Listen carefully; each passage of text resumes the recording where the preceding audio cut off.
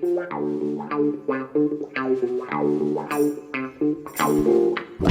mate. How you doing, Al? Welcome all to part 4 of my Euro Diary with the Governor, Alan Hudson. How's things? How's your balloon? It's still up. And England are still in the tournament, and Alan Hudson's 70th balloon filled with helium is still up. What's going to last the longest, Al? Your balloon or England? What have you thought about the tournament so far? Because we are at the point where all the group stage games are finished. We know who's playing each other in the last 16. And I've just walked in from work. I've seen Gary Neville's team that he would pick against Germany on Tuesday night. Is it? What day are we now? Tuesday night, yeah. It's Thursday tonight, isn't it? So, yeah, Yep. we played last Tuesday. So Gareth has had a week. Gary Neville's already picked his team. I've heard a number of former pros pick their teams as well. 3 at the back and 2 holding midfielders. God help us. So, first and foremostly, tournament so far, who's caught your eye, Al? Well, I was quite impressed with the main 3, really: Italy, France, and Portugal. I like, but I think I think we were destined to play Germany. Yeah, it's it changed. The other night was incredible. It changed 4 times. Portugal were top when the referee gave a diabolical penalty. Then they were second, then they were third, then they were bottom of the group. And so it was and I was very, very nervous because I didn't want to see them go out, because I always like to see the best teams stay in there. Yeah. And they were superb. And as we said earlier on, it was it's come to this, and we've seen the VAR over the last year in the Premier League with the lockdown and all this, but it seems that a referee's going to decide who wins this tournament rather than a player. Yeah. Which is quite sad, really. I mean, what a predicament to get in, really. Absolutely, and I think you're absolutely spot on. Because we've called, well, you've always called it right, Al. It's not going to take much to win this tournament, and from what we've seen so far, absolutely agree. You call Fernandes right as well. Both yourself and Graham Souness really laid into him. I didn't see that game, but he wouldn't last in Liverpool's dressing room in Souness's time. He wouldn't last in any of your dressing rooms, and he didn't last on the pitch as well because he was benched. And the thing is with Fernandes, he is a sulker. The problem is with Portugal, Ronaldo takes the free kicks, Ronaldo takes the penalties. You take the penalties away from Fernandes playing for Manchester United, that goal tally really drops, doesn't it? Yeah. I mean, I don't. I couldn't believe today what I read about Southgate. Was talking about we've got nobody, on free kicks. It's a bit of and yet he's got Ward-Prowse, a player I like, who should be in the squad. And they're it's just not making any sense to me at the moment, Paul. I mean, we know that dead balls are a big part of the game, but at the end of the day, it's all about the best team. We want the best team to win it, don't we? Yeah. And it's, I know the whole country wants England to win it, as all other nations want their team to win it. But let's look at the big picture here. And the big picture is we want to be entertained and see the best teams play. Absolutely, and I think you're spot on. Free kicks do play a valuable part in the modern game. The modern game is different to the old game. There's more pass, sideways, backwards. Back in your day, better football players, technically they were better as well. It was a better game, didn't rely so much on free kicks and corners and set play. But you're right, he has got an expert there, probably the best in the world, and he ain't taken him. He's took 17 defensive-minded players out of his squad of 26, and 2 of those players are injured. He could have put Ward-Prowse in there, and we'd already touched upon this in previous podcasts. But Gareth Southgate now is moaning he ain't got one when he ain't took him. Madness. Well, yeah. I mean, I don't think you need to be a really know too much about the game really to see who our outstanding players are Mm. throughout the Premier League season. I mean, every time you put the telly on Gareth Southgate's game every day of the week through this pandemic, and he's sitting there. He's seen Southampton play so many times; it's incredible, and he's got to see that the kid's an outstanding talent, and Yeah. yet he don't want to know. Um, and he keeps. Oh, I like Saka. I'm not a fan of Sterling, and I'm not a fan of Rashford. I've got to say, Mm. I think in teams you put them in teams like Stoke or Birmingham or somewhere like that, or Port Vale or whatever, and they wouldn't get a kick. Yeah. They're only they only get a game because Sterling plays for Manchester City, um, and Rashford plays for Manchester United. It's a little bit of throwback to the old days, really, when we used to have 6 Liverpool players and 5 Manchester United players representing the country, and everybody else was ignored. And I Mm. think that's what he's picking them for. They wouldn't get a game otherwise. And people like Ward Prowse, it was like a bit like when we played at Stoke, me and Greenoff. We didn't used to get looked at Stoke. We had a great defender in Alan Dodd. Um, and it's the same with Grealish at Villa. It's only because of the media attention that he's even come into the picture. It's only because people started screaming and hollering, and it seems that Southgate's the only one that can't see it. Absolutely. It looks as though by Gary Neville's team, Gary Neville can't see it as well. You can understand, though, why he failed as a manager when he was over there in Spain at Valencia. But let's talk about Rashford briefly. Again, spot on how you've called him right all along. I said to you years ago, what is he? And you said, Paul, as long as he's got an hole up his backside, he'll never be a centre forward. And you're Well, absolutely spot yeah, on. yeah. I mean, I always judge a centre forward. We all know that centre forwards are all about. It's great when they've got a bit of pace and they go through the middle. They've got great ability, but it just amazes me how centre forwards take corners, and Yeah. and I remember at Chelsea years ago, Jimmy Floyd Hasselbank done it, and he just didn't like heading the ball. Yeah. And Marcus Rashford exactly the same. How can you? I mean, I watched Lewandowski the other night. I mean, the man's a monster in the box. He Yeah. just wants him to keep getting the ball into him, and you see players like that, and you think we got players that don't want to head the ball. Yeah. So he can't be a centre forward. And as you know, I go hammer and tongue with Don Shanks, my mate, and he started off last season saying that he's going to tear up the league this year, and he was disappointed. Then he started doing the school lunches and everything else, and he kind of I can only say that had Alex Ferguson been the Manchester United manager, that wouldn't have happened. He would have said, you either do one thing or the other. You want to do school lunches, go and do school lunches. If you want to play for Manchester United, you play for Manchester United. One or the other. It's up to you. He wouldn't have put up with it, and yet Solskjaer's let him get away with it. And I'm not saying he would have been a better player if he didn't do the school lunches, but it seems that there's times in matches where he's not particularly with the game, and he's got his mind elsewhere. It's as if he's thinking about something else. And then I hear his interviews, and I'm thinking, well, that's no, you're not keeping up with it. You're not stringing along with the game, mate. I really don't get it. I mean, um, it's what makes it worse is Harry Kane's been diabolically out of form, and we're crying out for a centre forward, and really, if he was if he was a centre forward, the space is there for him, but. We've got the other 2 lads there now, and what does he play? Does he play on the right wing, left wing, or whatever? I don't know. He's a total mystery, and if you've got a mystery, you can't win Euros or World Cups with mystery players. Absolutely. And again, another spot on assessment because you called it straight away with Rashford when he started doing that. And you're right, in Fergie's day, he wouldn't have allowed it because Fergie would have just said, I pay you to play football, now play football. Mm.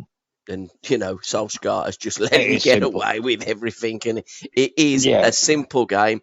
And you're right with players as well. Al. Southgate does go to various games. That's his job as an England manager. But as an England manager, you know that there are only a few players that can play at that elite level. So you'll be going and watching your players all the time. For me, the boy that Aston Villa are sniffing around, Emile Smith Rowe, I really like that kid. I think he's one for the future. I think Harvey Barnes, who plays for Leicester, could be one for the future. His strike rate isn't particularly great. That does worry me a bit because he can catch pigeons, but he can't find the back of the net as often as really he should be. And Eze, the boy that played at Queen's Park Rangers, who's now at Crystal Palace, again going forward, them are players that you should be identifying and looking at because it ain't every player that can play at that level. And it just strikes me that in this squad, we've got an awful lot of players that just aren't good enough to play at that level. Well, they're not only there, they're not up to the level, Paul. It's just when they do play, I wonder why, how they're trying to play them. It's Yeah. it's like, you play your players to their strengths, and he doesn't seem to do that. Southgate does. He wants them to. I mean, it's like we've been through this a million times. He seems to want to put them into a certain system. Well, there is no certain systems. If you watch the French play and you watch Kante play, you don't tell Kante what to do. He does what he wants to do. He smells trouble and he goes after it, and then he gets the ball and he uses it properly. You can't tell top players to fit into a system. It just don't work that way. And you got the Gary Nevilles and his mate from Liverpool on there, and they're talking about all these methods and 4-3 this, 4-2-1-5 and all this, and I don't really understand it. I was brought up in the 60s with Brazil winning the World Cup, with the best team I've ever seen win the World Cup, and they were just players that were told to go out and play like we was at school, really. Just go out and play to your strengths. And you're right, football isn't a complicated game. It's a simple game, so we can all love it and play it as well to various levels. But they do try and overcomplicate the game these days when there is absolutely no need to. It isn't, you're spot on, it's not systems that win games, it's football players that win games. And you get your best players on the pitch and you play football. And do you know what? It is similar to playing in the playground, isn't it? It is similar to putting goalposts, jumpers down for goalposts. You want to play football. You're passing, your movement. It's all relative, but it strikes me that the way England set themselves up, too many sideways and backward passes. In fact, let's move on to the last time that England beat West Germany, and it was West Germany in them days at Wembley. It was our 100th international. It was a 2-0 win, which the game that you played in, your debut, along with Whitworth and Gillard. And amazing to think that that is the last time that we beat Germany at Wembley Stadium. Yeah, yeah. I mean, but really, we pretty much had the same scenario, really, where Tom Revy really didn't want to pick me, like Southgate didn't want to pick Jack. It wasn't much different, really. But we were very fortunate that we that night we had a fantastic Alan Ball in the team, and uh, I can remember he gave us dossiers on the Germans, and no one. Me and Alan threw ours straight in the bin. We didn't look at the dossier. God knows. How do we want to? What do we want a dossier on Franz Beckenbauer? Yeah. And they're the kind of things these people, what they're trying to do. They're trying to treat you like you're an imbecile. But it's just pure ignorance for me.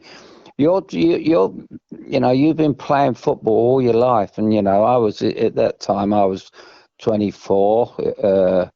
I was just coming up in next year or so. Had I stayed in England, I would have been coming up to my peak. And I didn't need people, and he had people like Ray Clements on the line, and with pads and pen and paper telling you what to do, and you just tell them to go away. A goalkeeper telling an outfield player what to do, and it's too ridiculous for words. If it was a movie, you would turn it off because it's too far fetched. Because that night against West Germany, we didn't need a team talk. We knew they were world champions. We'd seen them. Alan Ball played against them in 1966 and become a. I mean, how can Don Revie, who never won a European Cup, tell Alan Ball, who starred in our 1966 World Cup and then again in 1970, how to play against Germany? Yeah, it should be the other way around. yeah. Bally should be telling him, and Bally just went out and showed. I mean, he picked Alan Ball. I think that might have been the first time he was ever captain in England, and he picked him, as he did with me, to foul because he thought Alan was past his best and I wouldn't hack it, and it rebounded on him. And this is the trouble, Paul, that we've had with the England South. It's still, and it doesn't. I mean, we're talking about 1975, and it's gone on, it's gone on, and it's gone on, and it's gone on. We had the same thing with Gascoigne when he was a world-class player, and then when Hoddle got the job, and he didn't take him because I don't know why Glenn didn't want to take him. He knew he was the best player. Was he a little bit, because they were saying Gascoigne was better than Hoddle and all this. It just didn't. When you start getting personal, when you got the England job, and that's what it was to me. It was, he was the last world-class player we had. Can you imagine if Gascoigne was around today? He would not get in the England team. He wouldn't get in there. Because he wouldn't fit into the way Southgate wants to play. He wouldn't do as he's told. He couldn't do as he's told because Paul Gascoigne was as close to a genius as you can get. It is incredible because, when you look at the players that England have failed, yourself, Curry, Ardle, Gaza, I think you could throw Paul Scholes into that mix, and now the sixth one is Jack Grealish. And that's pretty much in my lifetime, and it is history keep repeating itself. But, we're talking about the nation that's we're led to believe invented the game. But as you said on the last podcast, we didn't invent it to play like this. And we're actually not very good at playing the game that we invented. So when you're looking at, I was 10 the last time England beat West Germany in at Wembley Stadium. It's quite incredible. Okay, we haven't played them that often, but the old Wembley, we played Germany, and I think it was Dieter Amann scored the goal, didn't he? That they beat us 1-0. The last game there, yeah. I think Keegan, who played in that game against West Germany in '75, he played up front with Malcolm and Mick Shannon. He was the manager. I think he resigned that day, if memory serves me right, didn't he? He did, King Kevin. Did, yeah. I was at Wembley in a hotel there that day. I was doing a talk with Alan Ball actually, and the news come through, and it was only a few days earlier that Kevin Keegan did an interview, and he said, I've just left the England dressing room. He says, and it's incredible. He says there's so many world class players sitting all around the dressing room, and then all of a sudden they got beat by Germany in the last game, and he said, I've took these as far as I can take them. Well, he hadn't taken them anywhere. Yeah. He'd only taken them down the North Circular. I mean, it was too ridiculous. Again, how do they get the? I don't understand how the England managers get the jobs. From I mean, you mentioned the other day, from Graham Taylor to, the Wally with a brolly. We've had a turnip. We've had a Swede, a Swede, and a Wally with a brolly. I mean, and that's our own country calling them, not another country. Well, it wouldn't happen in another country. The German manager, they said the other night in a Portugal game, he'd been there about 13 years. Well, wouldn't happen here. It wouldn't happen here because he brings them through playing the way the Germans play football. And they're not as good as what they used to be, but I think that can be said for football around the world at the moment. I think you're absolutely spot on though there, Al. Football. I was watching briefly the game from 1975. You know, in fact, England from early doors in that game had a back pass to Dave Watson, and the Wembley crowd were booing England. How dare we play the ball backwards? I mean, if they were watching that, the same crowd watching England today, they'd never stop booing, because that's all we do, backwards and sideways. But in them days, we attack sides. I was looking at that, and I didn't watch much of the game, but because I was working, and I thought, well, I'll put it on while I'm working away. Every time an England player got the ball, we were taking players on. We were making things happen. Mick Shannon got the ball on the left. He took his back on. We used to do that. In it now, all we seem to want to do now, apart from Jack and Saka, what they did the other night, all the others just want to pass the ball sideways. Well, it's called a lack of Invention? yeah. I mean, it's a lack of Well, the problem is he picks these players, and we expect them to do what they're really picked to do, and they can't do it. I mean, the ridiculous thing is the two players in midfield. They played Croatia, and they were raving about Rice and the other lad, Phillips. And no one kind of identified. It was only Graham Souness that turned around and said, before you start screaming about beating Croatia, he said, I don't think that was a very good performance against Croatia. And Croatia ain't no great shakes, you know. And we're talking about playing at home against these teams. And let's not forget that we've scored 6 goals in 7 internationals. Yeah. Now, that is like saying last season, Sheffield United in the Premier League, they got relegated because they weren't averaging a goal a game. Well, we're not doing that as a nation, and we've got all these players, all these multi-millionaire players, so-called superstars, and we scored six goals in 7 games. Now, that is just not good enough, you know. But again, and we've said this many, many times on podcasts, the most important position on a pitch is that midfield. It's that engine room. It's that creativity. It's about getting the balls wide, getting around the back of defences, getting crosses into the box. It's about creative players being on the ball. We have a lack of creativity. We've always had a lack of creativity. Even the Football's Coming Home song, it mentions there's a lack of creativity. But the thing is, we've always had the creative players, but we've not chose to pick them. Now, Gary Neville, a while back, he was saying we got a problem in England of finding creative midfield players. No, Gary, we haven't. We've got them.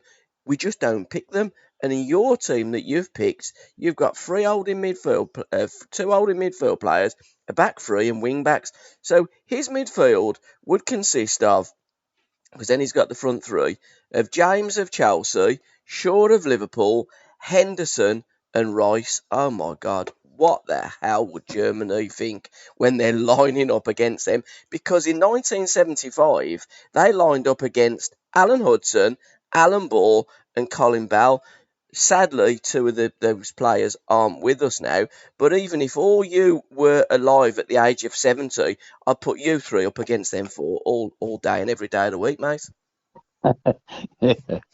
Yeah, I mean, when you think crazy, I mean, I was, they didn't know anything about me at that time, the Germans. They didn't even know I was, but, and it was, that was good for me, because I mean, even Netzer said after the game where they're hiding, where they've been hiding this player, you know. Yeah. So when a German turns around and says that, you know, someone's got to sit up and take notice, you know. You know, we watch other nations and we say, "God, this kid where's he come from? He looks good," you know. But when you see them, they're outstanding players. They don't disappear, you know, and that's what happened. Rebbe didn't like the way that I played, and he didn't like the way that I took no notice of him, because I already Tony Waddington was asked once about about myself, and he said that I've never once told him how to play because he already knows how to play. And that was the greatest answer he could have given, because I did know how to play, and he knew that when he bought me. So he ain't going to try. It's like, basically what it is, it's like going back, to when boy meets girl, they get married and they want to change one another, or the wife wants to change the fellow, but that ain't going to happen. Why get married in the first place if you want to change one another? You got what you got, and what you do is you build on it. What happened after the Germany game in '75? I know we played Cyprus and Supermax scored 5 goals. And in one of your books, Supermax said, I look back and Alan Hudson was shouting to Reeve, saying, read that and weep, you bastard, read that and weep, which was Malcolm embellishing a story, of course, because that's what Malcolm does. But the next game we played was the 11th of May against Cyprus, which was the return game. Kevin Keegan scored the goal in a 1-0 win. The very next game was the start of the home internationals. We played Northern Ireland away, drawed 0-0, drawed against Wales 2-2, and beat Scotland then 5-1. But you didn't feature in any game after the Cyprus game. Did Reeve tell you that you would never feature again? I know that at some stage he had that training session and he told you, Rodney Marsh, Tony Curry, Charlie George and Frank Worthington that they didn't fit into his plans. I would have sacked him there and then, because that is a crime against football. But what was the official line? How come you didn't travel to Cyprus? How come you wasn't called up for the home internationals? And then we played Switzerland, Czechoslovakia and Portugal away in the last 3 games. We played 9 games. In '75, Czechoslovakia was our only defeat. Yeah, what happened was there was they had an under 23 tour in match in Hungary, and it was he planned this, Don Revie, and he chose me and Jimmy Greenough to come from Stoke and as 2 overage players. Yeah. And from the time we got there, he kept digging us out, and he made it very clear that that would be the one and only time for Jimmy that he would be in an England squad.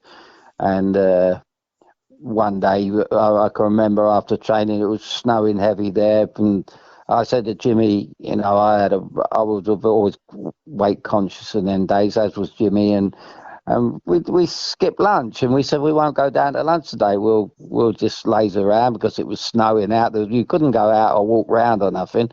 I said and then we'll go down. We had papers, magazines, and we weren't watching telly or nothing. We were chatting, and the phone rang, and it was Les Cocker, and he says, he said, the Don's going totally mad down here, crackers. What do you think you're doing, you two?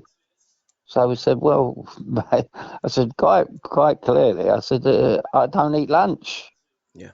It's simple as that. I'm not a 3 meal a day person. I don't want lunch, so I'm not coming down. He said, you better be down here in the next 5 minutes, otherwise that'll be it. And I was at that time I hadn't reached Arsenal because I got sent out from Australia with him. But so we would have been better off saying, well, let him do what he wants, send us home. And then he would have had even more egg on his face because I'd already played against the Germans. And if we'd have been sent home for not coming down for lunch, it was like a school outing. And Jimmy and I went down, and we got in the elevator, we got down the bottom, we got out, and he was standing there, Revy, and he went absolutely outrageous. He was outrageous. He went, who on earth do you think you are, you two?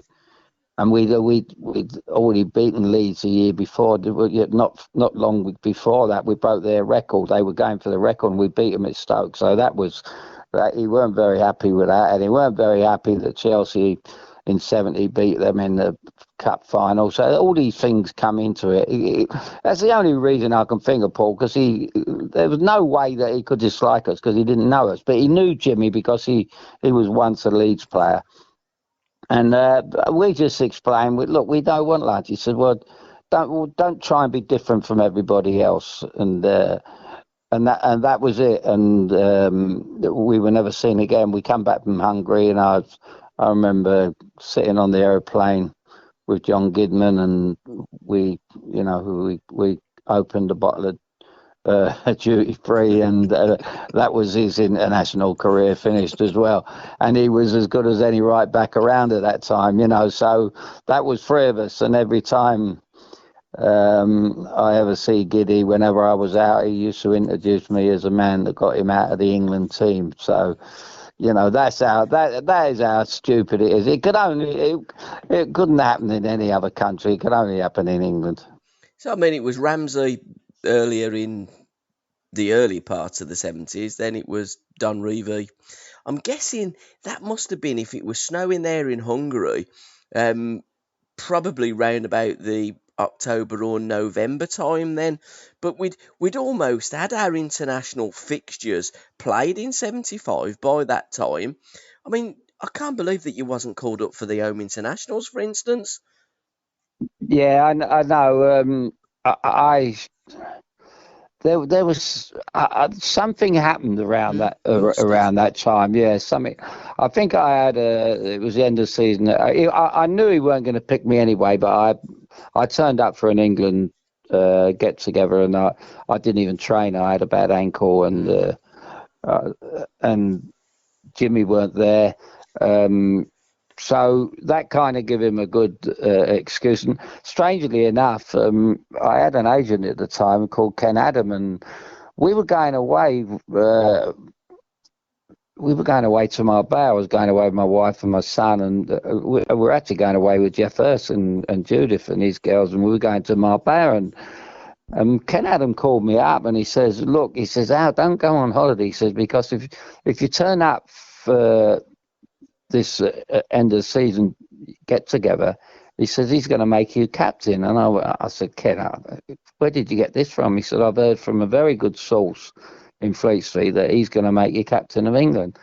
Anyway, I turned up. My missus and I had to change my ticket. They went to Marbella, and I followed on 2 or 3 days later, and it was nothing. It was a disaster, I don't think he never spoke to me once. He never spoke to me after the Germany game. He never spoke to me after the Cyprus game. The only time he ever spoke to us was in Hungary when he was screaming and hollering at us because we didn't want to have lunch. Now, that isn't the way you treat people. I mean, if it had been Bobby Moore or something, Bobby Moore and Bobby Charlton, can you imagine him talking to people like that? They'd have said, what on earth is going on? What is wrong with you, man? And that was the way he was. That was just his way of telling you that he didn't want you in the squad. Yeah, absolutely incredible. And going back in time, that night we had those 3 proper midfield players. We didn't play with holding midfield players in those days. I don't know where this new system of holding midfield players has come from, because you don't need it. I mean, England played a 4-3-3 that night. People, try and tell us that 4-3-3 is a new thing and we've only just started playing that. We've been playing it forever. I mean, all these different words that they keep inventing, and you listen to these various, talk shows on radio, or you turn on Sky Sports. Having said that, I've turned on Sky Sports tonight, and Seattle are playing Real Salt Lake, and they're 1-0 up after 75 minutes. Again, one of your old team, Seattle Sounders. What a fantastic start to the season, Brian Schmetzer. And what a ball that was that he dug out, by the way, I've got to say. Yeah. But I think they lost that game 3-1, didn't they? I don't know. I'm watching it. It must have been 3 late goals by Real Salt Lake. They did play the other night, and this is a playback, but Rui Diaz has just put one in. It was almost a Jack Grealish-esque cross from the right-hand side, and Rui Diaz has just put his hand on where Sterling put his head on it. But let's get back to England. Jack Grealish, you cannot even think about starting a game without Jack Grealish, surely, can you? Well, it seems as if we've been talking about and Yeah. talking. Everybody's been talking about it. It's been in the newspaper. Everybody's brought it up. But we've been doing the podcast. Harry Redknapp come on and said, I can't believe that he hasn't picked Jack Grealish. Everybody's kind of followed suit, and it seems just that there's something missing here. I wouldn't mind if Southgate turned around and left him out completely and said, "Look, he's just not in my plans." Yeah. But don't play along with it, and don't put him on the bench, and don't bring him on and when you're in trouble, and because he knows if he brings him on he's in trouble, then he'll get the credit for it.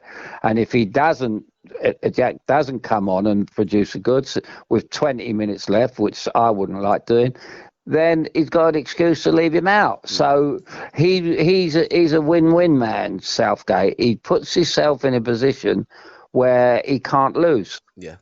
And I'm afraid, once again we've won the group. We always win the group, don't we? Apart from in the World Cup with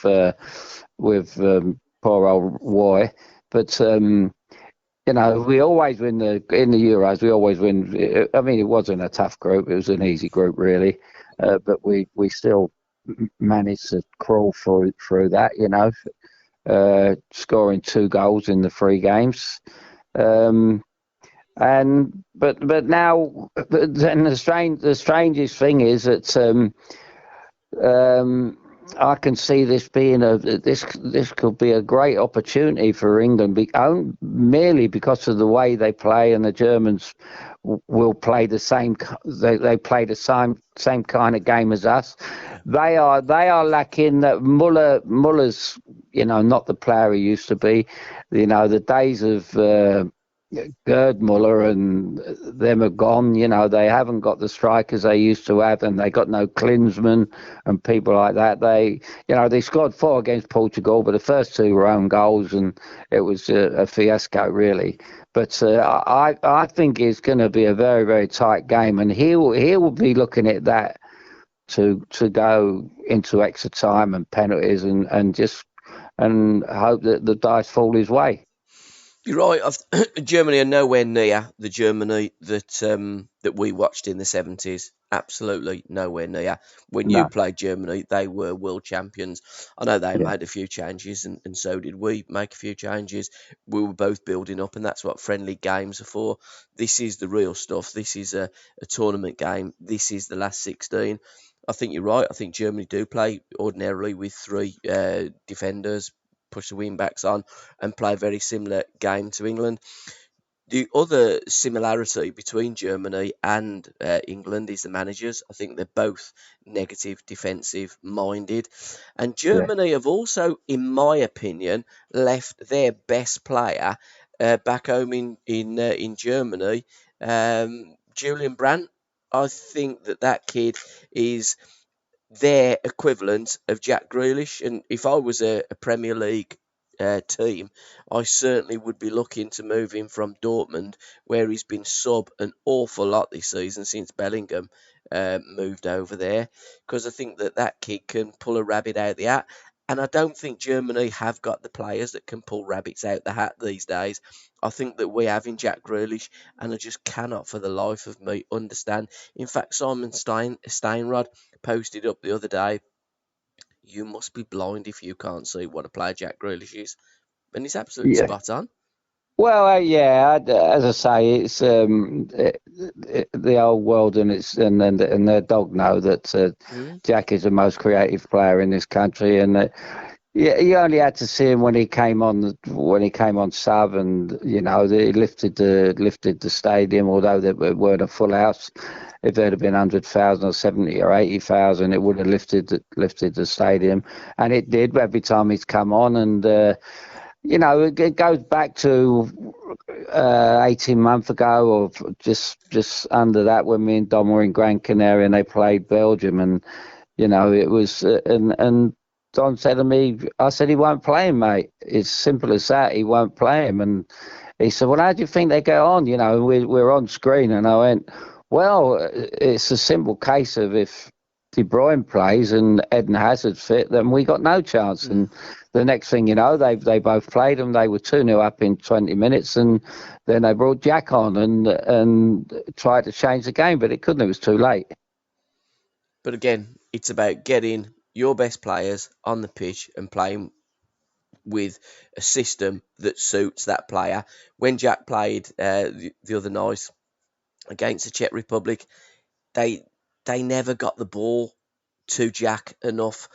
There seems to be, the way England play, a load of players that aren't particularly confident in their own skins. They're trying to prove themselves to the manager. And I know that I hear them say, well, they're great at playing darts and they're great at playing carpet bowls and bingo and all these. It's like a lads club. Well, to be honest, when they're playing on the pitch, it don't seem to be, because you put the ball to the feet of your best players. So whenever players get the ball, they look up, you give the ball to Jack. And it's similar to what you used to do back in your day. You get the ball, you give the ball to Peter Osgood, because you know that at Manchester United, give the ball to George Best. You give the ball to your best players all the time. Yeah, absolutely. That is why we got now where they just got to keep passing it sideways, because they haven't got no best players. It's No. And I really believe, I can't believe that he hasn't even got them. Well, number one, he doesn't want Jack in the team, but No, he doesn't. you know. And I said to Don the other night watching, I said, why on earth I know he plays out wide and he plays more forward for Aston Villa, but that is because Aston Villa need him. Yeah. They kind of they're not a team where they're going to be they're fighting relegate. They're going to be fighting relegation for a little while until Dean Smith really gets it together, and I think he's doing the right way about it. But he wants to play Jack more forward, so he can organise the midfield, and which he's done. I think he's doing a great job with the Villa. But at international level, Jack should be playing in that position where I played. Yeah. He should be involved all the time. Yeah. From the back four, getting it off the back four, and just starting everything up, and then take his time and get forward. Yeah. But it's not happening.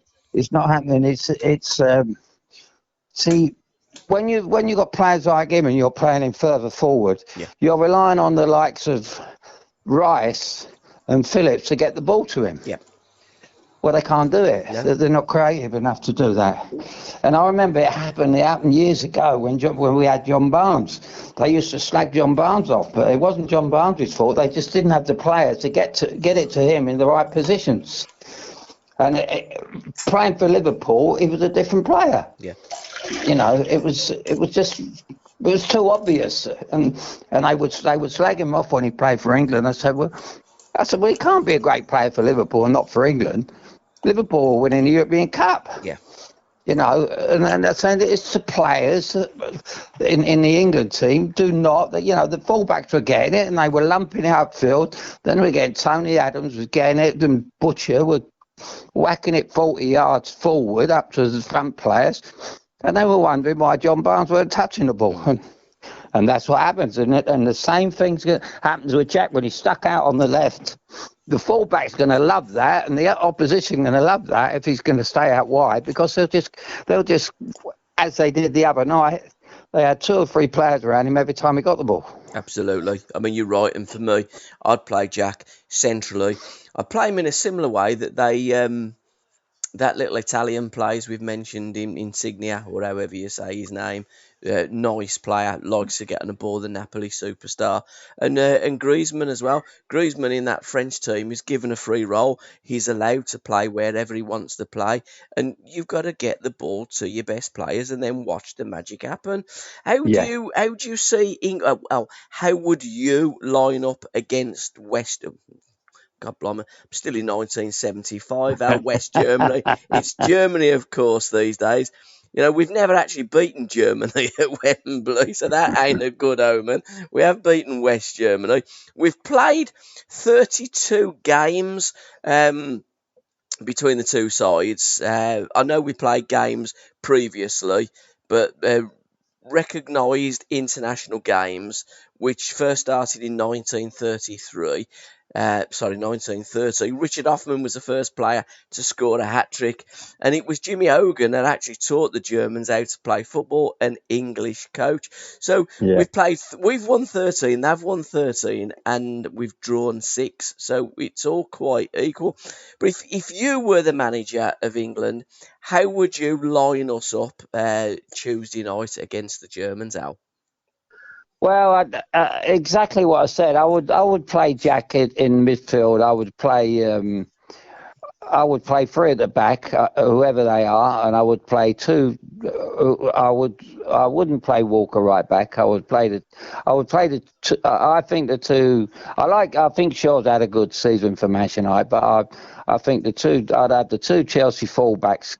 I mean, it's a pity that the kid from Liverpool ain't fit. Alexander Arnold, what his name is, and it's a pity that the left back who plays for Scotland ain't English, because they're the best two for the way they play for Liverpool is basically the best way to play with us. But if we had two fullbacks like that and Jack in midfield with I don't know, Mason Mount, I think he's got a great future, but again, they're telling him to play a certain way, which is foreign to him.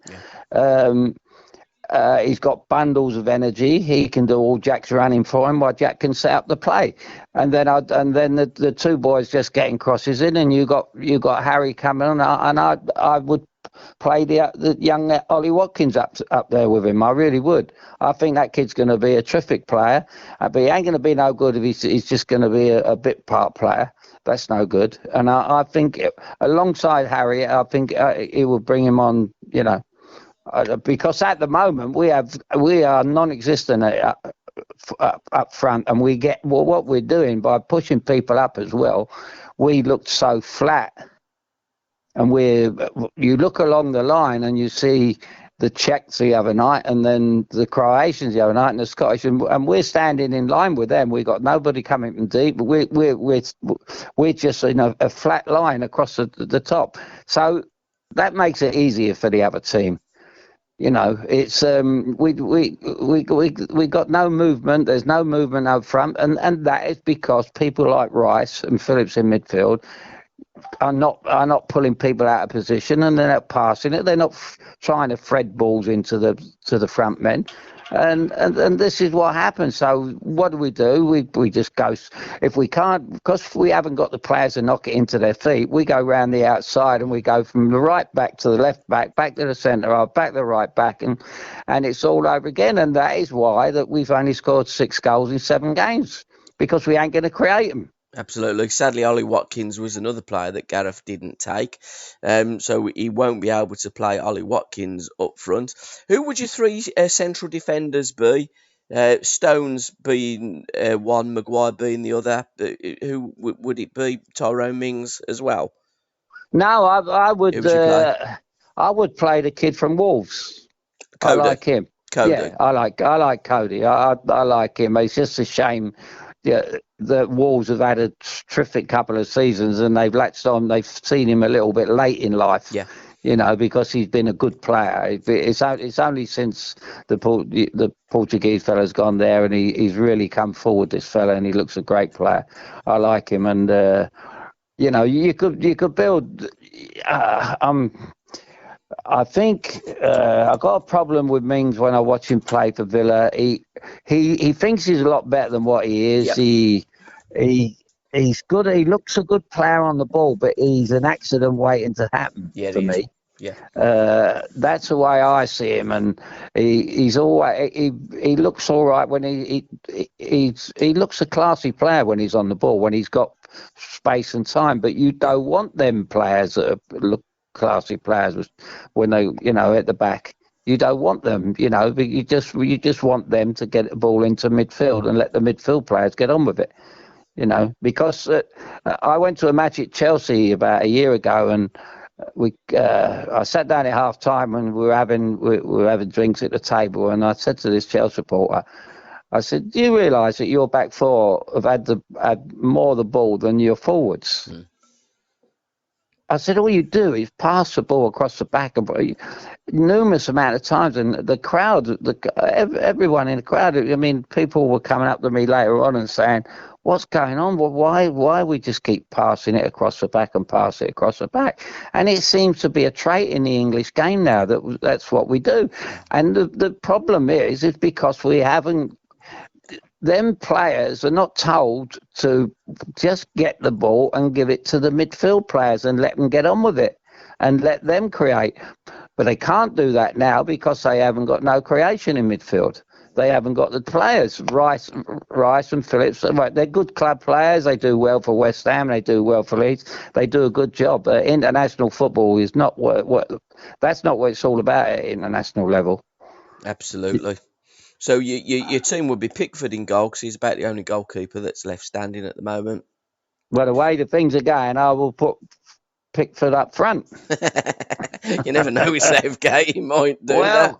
Well, Harry ain't scored yet, and Ronaldo scored 5. You know, if he's 36, 37, Ronaldo, he scored 5 already, and Harry ain't scored, and hasn't looked like scoring. So there's something terribly wrong. I mean, that in its own is telling you this ain't wrong. Harry's had 3 seasons. He's getting over 20 goals every year. He's been rated one of the best centre forwards in Europe, if not the best. You know, after watching Lewandowski,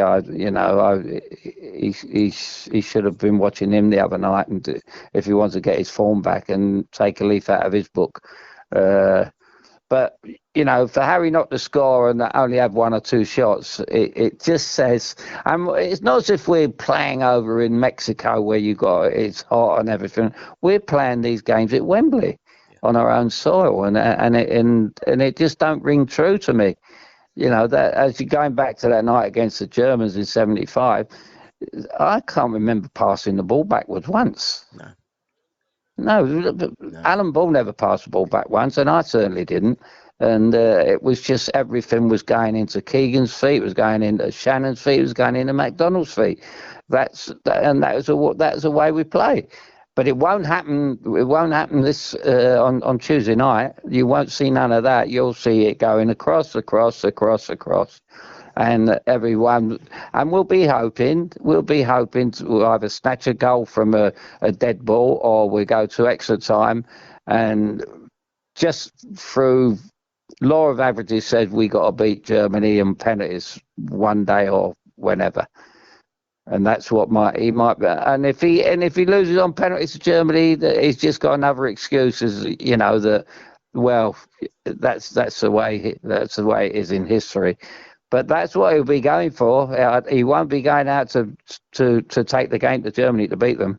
He's got another pizza advert as well if they go out on penalties, isn't they? They'll put them bags over the Reds again, won't they? They should do them when they're taking the penalties. I think they did with Southgate. So your team would be Pickford in goal, Maguire, Stones and Cody, James and Chilwell as wing backs, Mount and Jack Grealish in the middle of the park, Harry Kane playing up front. Who was either side of Harry Kane out in your England lineup? Well, sooner or later, the kid from Manchester City's Foden's got to come good. He's got to come good. He's got too much ability to, and I must say I do like Saka. He's had a good. He's still only young. He's inexperienced. Where Rashford's got experience now, but Saka, you know, he needs these young players. They need a bit of help. They need people like Grealish in midfield to give them the ball and encourage them to play, rather than play with Rice and Phillips and that, and wonder what they got to do next. So the pressure's too much on people like Saka. The pressure shouldn't be on him to win us football matches. He should be brought along slowly to get into it and give him the experience of playing at this level. But we throw them in and expect them to win us matches, and then when they don't, you know, it's. But I certainly wouldn't play Rashford. I think he's a liability for us at the moment. I must admit, that team that you've picked is a team that I think could go on the pitch and get a similar result to what you guys did in 1975. I was just watching Seattle. Rui Estevez, Rui Diaz, Raul Rui Diaz has just had a penalty, and just like in 1976, when Panenka stepped up, he's done exactly the same. This kid, I've watched him quite a lot, Rui Diaz. There's an arrogance about him. There's a touch of absolute brilliance about that kid, and doesn't he know it? I'm amazed that players like that, you know, I know that the MLS is played at the same time as the Premier League, but not always because their season's shorter than ours. I'm surprised that a team in this country hasn't looked off season at bringing Rui Diaz in to play in the Premier League. Because I tell you what, I think he's different gravy. Well, yeah, I mean, I've had it. My pal in Canada, in Vancouver, a lad named Chris Bennett is a great pal of mine. Has been for years now, and he wrote to me about the kid for Bayern Munich. Right? Yeah. Yeah, the kid that played right back in the final last year, and he was man of the match. Um, who does he play for? He's gone off the radar a little bit. Yeah, he But has, he to be was fair, yeah. yeah, he was telling me, he's telling me all about him. He's Canadian. He's Yeah, he is, Canadian. Something. yeah. Yeah, and he said, "Oh, what a player." So I said, "Well, look, Chris," I said, "in all fairness, who am I going to tell? You know, I don't. QPR. I mean, I live 5 minutes, well, half hour away from QPR and half away from Fulham. He's too good for them. Yeah. You know, and then all of a sudden, I can't believe that Frank. I'm not sure if it was. I think it was before Frank got the job. But if Frank had got the job, I'd have got a message to his old man to say, "Look, this kid wants to come over and play over here." But it was too late again. He went to Bayern, and he won the Champions League with them. And let's be fair about it.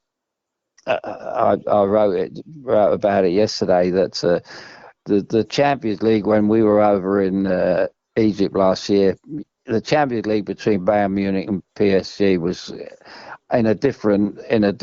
was on a different level from the Chelsea Man City. Yeah. That was a poor spectacle.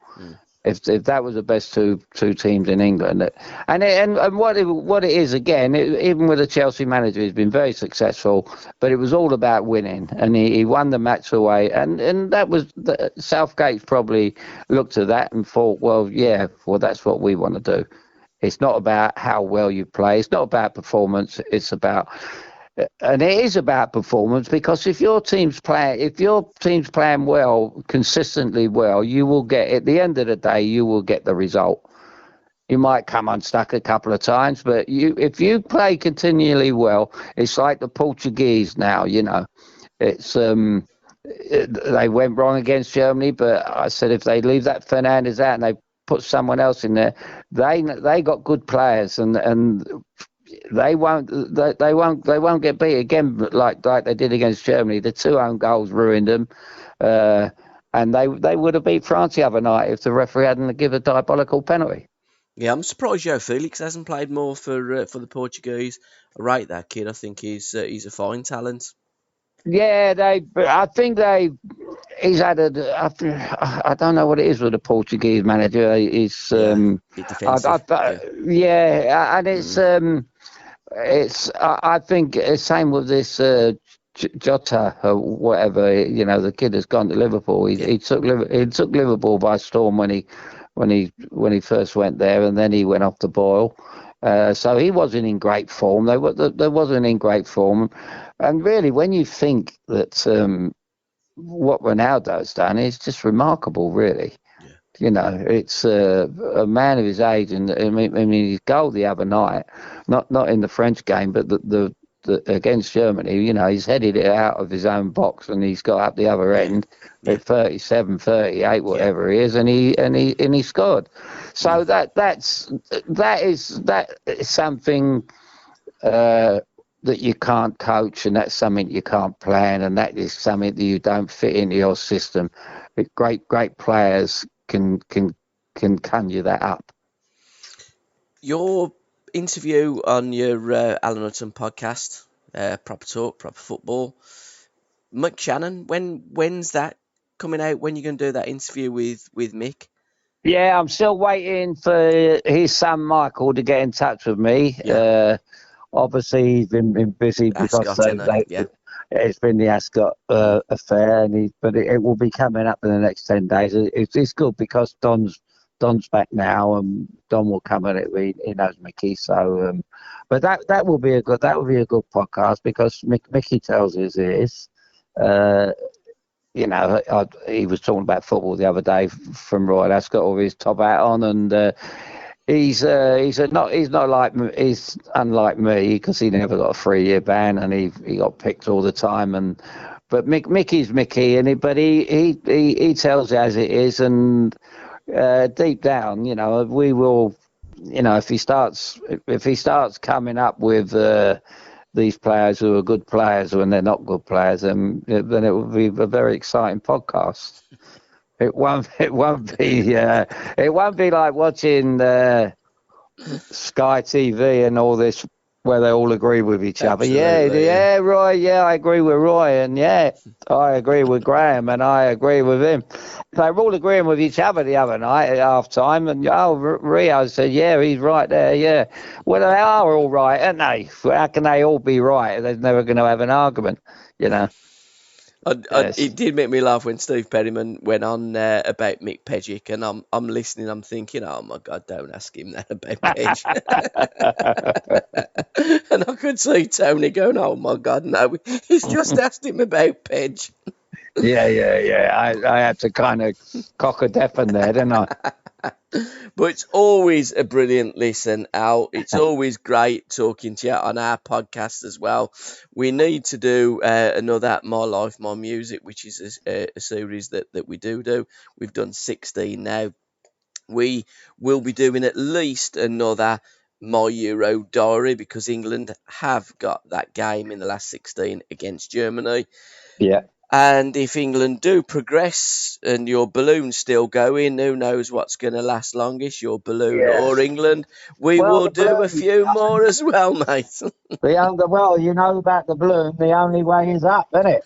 Absolutely. Let's hope Southgate takes something from your balloon and the only way is up. And let's be positive as well, England. Let's go out. We're only playing Germany.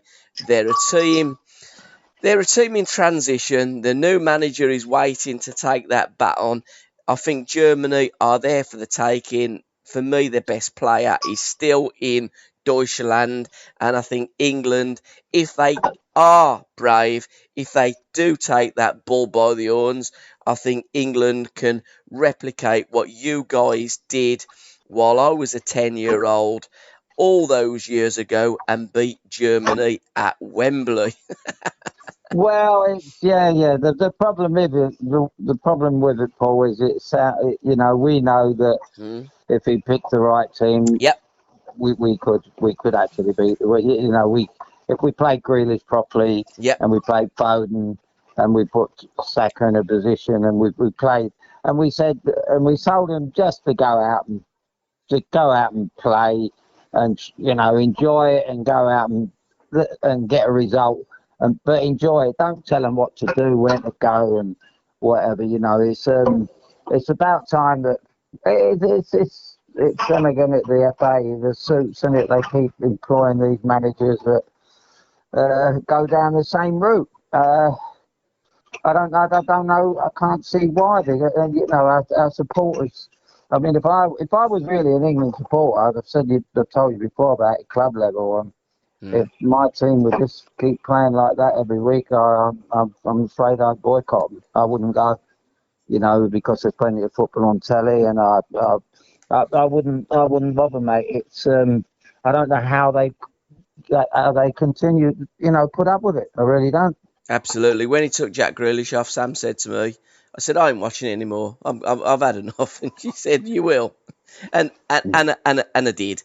But you have to do, when you do what we do, and you've got a radio show to do, and we got the podcast to do. You just got to watch it, and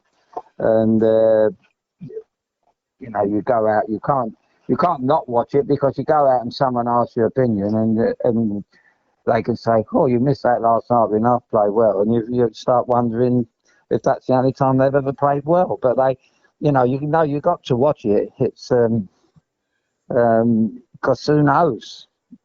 One day might just get it right. Absolutely, and that's exactly what I said to Sam. Bab, I've got to watch it because I'm doing a podcast with Uddy, and I've got to talk about the game. But sad that and unbelievable, really. I should be talking to Gareth Southgate, and Alan Hudson should be picking and running the England team. It's all about arse about face, Al, and it is a funny old game, as the genial Jimmy Greaves once said to St John. Well, it was actually Harry Enfield, but we'll give it to Jimmy. Yeah. Till next time, Uddy. All right, Paul. I'll see you later. I'm off to Bournemouth on the weekend. I might just go and knock on Harry's door for you. Why not, mate? Why not? He's got enough time on his hands. He'll probably take you to play golf. I can't play golf. Don't matter. Just caddy him. You get a few quid off him. Cheers, Al. Till next time. God bless, Paul. Thanks Cheers, a lot, pal. mate. And thanks for listening all. Cheers. Ta-da a bit. Bye-bye now. Ta-da.